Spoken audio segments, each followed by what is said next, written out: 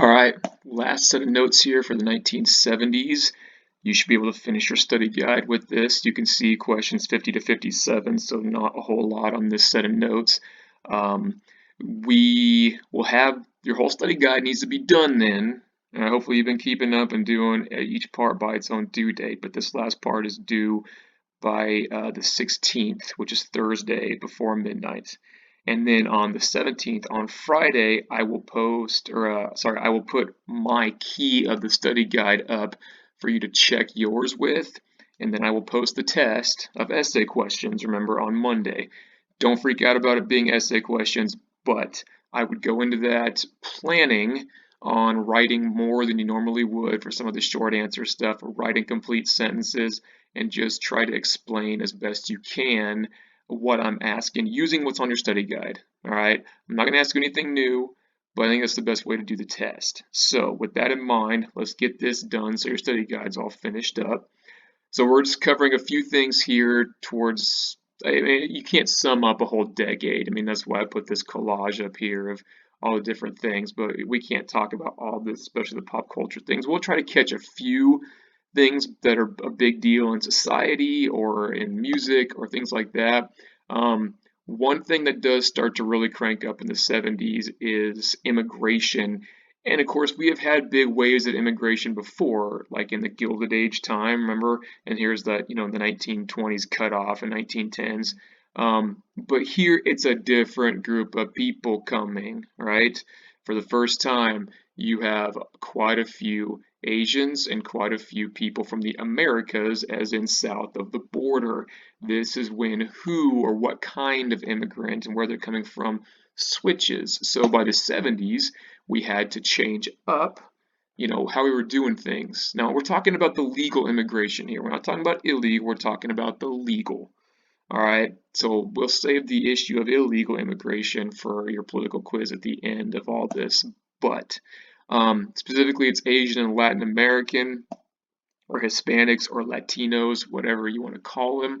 Okay, so Congress has to pass 2 laws in response to this, and you can see here, all right, voting, right, in different languages, which was controversial because part of the expectation to become an American citizen is that you can read, write, and speak English. And so they had to be able to do that to become a citizen, and you have to be a citizen to be able to vote. So people were like, well, if they can read, write, and speak English, why do we need to provide a ballot that might have other languages on it? Well, ballots can be confusing, all right? And we will get to that at the end of our next unit, but how confused some old people got in Florida in the year 2000, right? The ballot can be tricky, and so I think other languages, there was a push saying, hey, these are citizens, they should be able to vote, we need to help them out if they want to vote, right? And so that's why the different languages. And then there's also the education stuff coming down, kids that are first, generation immigrants that maybe didn't grow up with English as their first language, right? It is not money for Spanish classes, sorry, Mrs. Mayfield, but it is money to provide like a history class like mine, but maybe with some Spanish translation happening, if that makes sense. So they're not classes for white kids or, whatever, to learn new languages. These are for immigrants to be able to learn through their own language. Just hopefully we're not confused on that. Okay, music, something we've been talking about off and on, right? Talked about jazz in the 20s and talked about, rock and roll and Elvis a ton in the 50s. Well, in the 70s, it's disco.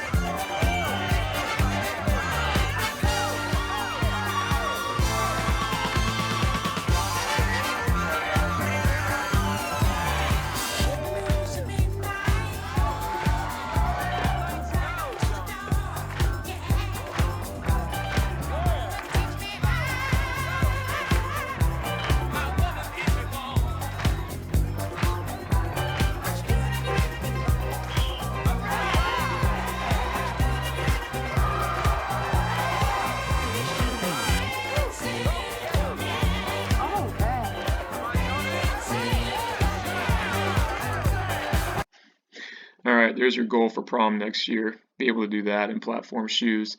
So what do we make of disco is the thing, all right? Not my favorite type of music, but hey. Here's the thing. It actually meant something in the 70s, all right? As all like music, like as cultural phenomenon happens, right? Rock and roll was a way for teenagers to go out and express themselves, right? It was also important for black and white kids to start, mixing races and show parents just didn't care, and it was so sexual by 1950s standards. So what do we make of disco in the 70s? Well, by the end of the 60s, there was a void in popular music, I think. The Beatles broke up. A ton of other artists basically died off of cocaine. And so disco becomes the new music to have fun with. In the 70s, and we'll get to this more on the next slide too, in a weird way, the 70s, people needed a way to have fun. Now, you always need a way to have fun, all right? But specifically, going back to what we talked about at the end of Notes 3, and Jimmy Carter, and just the things that we were losing confidence with, people felt like, man, the world's a depressing place. You got war, Cold War still going, nuclear blast. I don't feel like I can trust our government. Things are shady. The environment's dying, whatever. How can I just go and forget about how terrible things are? This is one way to do it. You go to the club and you dance. Disco was fun in that way, right? Other forms of music that was kind of popular in the 70s, you got your hardcore punk music, heavy metal's getting started, that's not as much fun by musical standards necessarily, all right? So I know it's all kind of your own, I don't know, you like what you like, but disco had its moments and then it dies because it's not that good. But hey, at the moment, it was fun, all right? So along those same lines of how can we make sense of what's happening in the world, you really can't, but you can improve yourself. Now, this clip from Forrest Gump is actually really representative of something that was going on in the 70s too, when he starts running, and what do people also start doing along the way?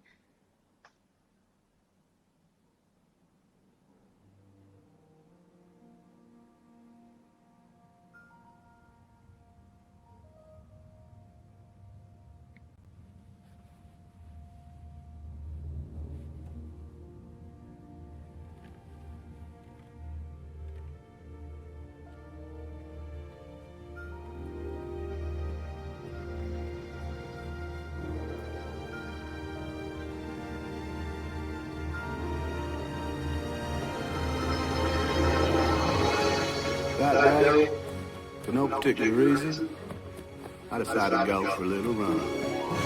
So I ran to the end of the road, and when I got there, I thought maybe I'd run to the end of town. President Carter, suffering from heat exhaustion, fell into the arms And when I got there, I thought maybe I'd just run across Greenbow County. And I figured since I run this far, maybe I'd just run across the great state of Alabama. And that's what I did. I ran clear across Alabama. No particular reason, I just kept on going. I ran clear to the ocean.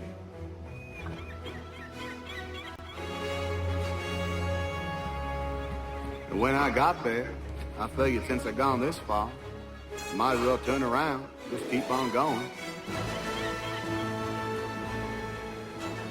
When I got to another ocean, I figured since I'd gone this far,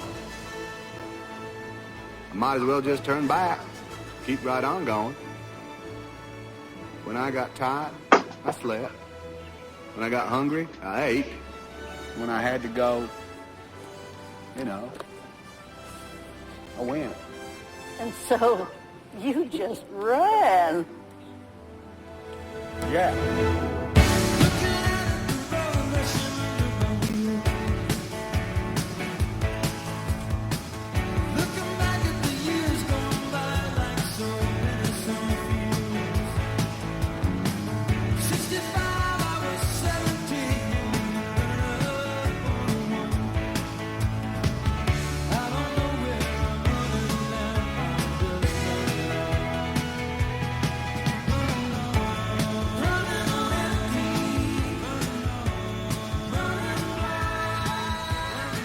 I'd think a lot about Mama and Bubba, and Lieutenant Dane.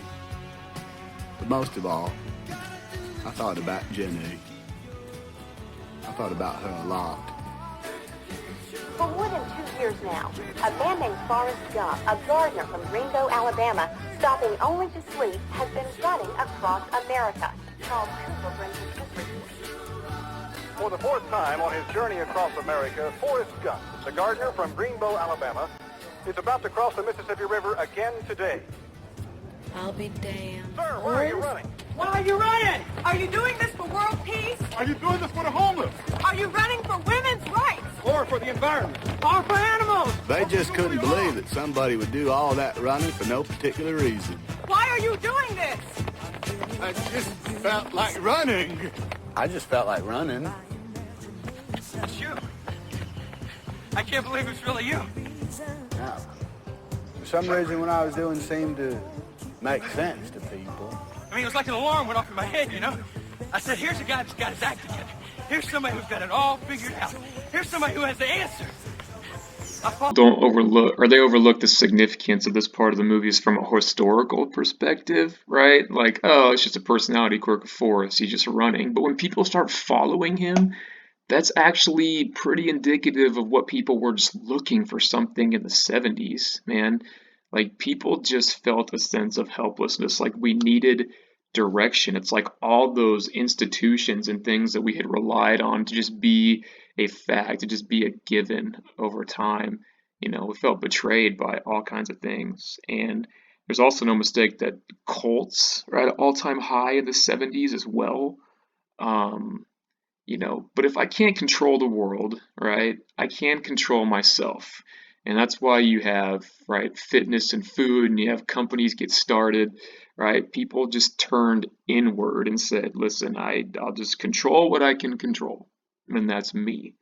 And so when people are looking for hope from just, you know, Forrest Gump running across the country, that really was kind of the national sense in the 70s. And so it does actually mean something, that part of the movie.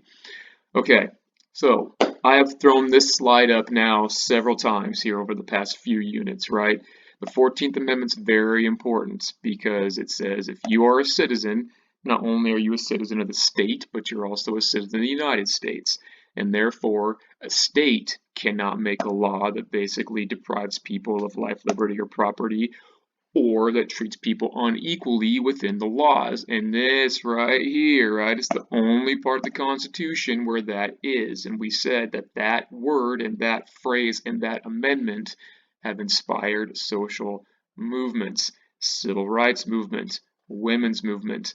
There was an American Indian movement. It's like in the 70s, 60s, and 70s, every minority in the U.S. looked to get more rights and said, we don't feel like we are being treated equally under the law. So we're going to protest. We're going to do something about it. So we have racial and gender, and there is a gay rights movement that gets going in the late 60s and early 70s. It's really more of a 1970s thing. All right. So stick with me here.